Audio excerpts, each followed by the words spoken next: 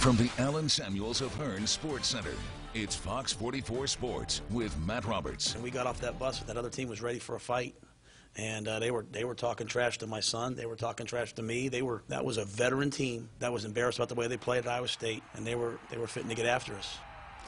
Hey there, and good evening to you. Well, the Baylor football team was off this past weekend, but they had plenty of work to do as the players held a players-only meeting where they watched film of their 58-14 loss to the West Virginia Mountaineers, trying to rebound against a reborn Oklahoma State team this weekend. They may need to do it, though, without starting quarterback Charlie Brewer, who left Thursday's game with a head injury, now finds himself in the concussion protocol, which means his status for Saturday's game is out of the hands of both he and his head coach.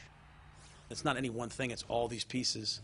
And so they didn't play in games. And so I say that to say, like, you know, Charlie can be advancing and doing great like he is right now, but there's still these pieces ahead, and the doctor has to sign off on all those things. So that management of that is, as a coach, is you have to have Charlie get as many reps as he can to be ready, but you better also have Jalen ready, and you better also have Gary ready, and there's only so many reps.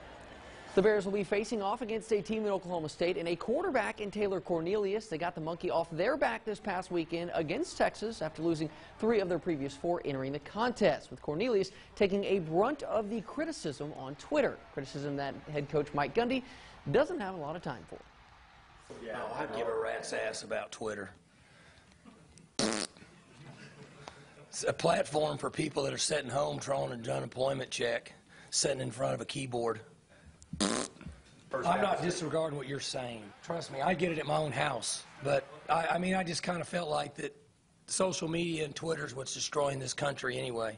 So that's how I feel about it, from politics to sports to whatever. It gives people a platform to bitch, and then other people are, like, needling it, and they're sitting at home, and they're late on a payment. Anyway, that's how I feel. Gundy always good for a soundbite, victimizing the Texas Longhorns over the weekend, knocking the Horns out of playoff contention, but Texas still does control their own destiny in the Big 12 title race, so not all lost just yet on the 40 acres.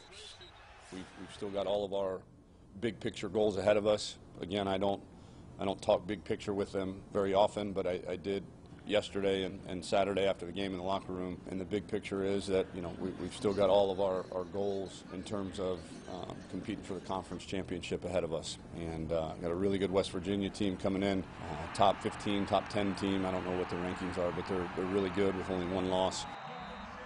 And so Coach Gundy always good with those sound bites. And Lincoln Riley, the Oklahoma Sooners head coach with the Browns opening, his name is starting to be thrown out there as a possible candidate to replace Hugh Jackson in the NFL. Said he's not quite ready to go to the NFL yet, though. We'll wait to see. I know a lot of Cowboys fans have certainly circled his name, see what happens there. I'm going to send out a tweet right now that I'm looking forward to the Baylor-Oklahoma State game.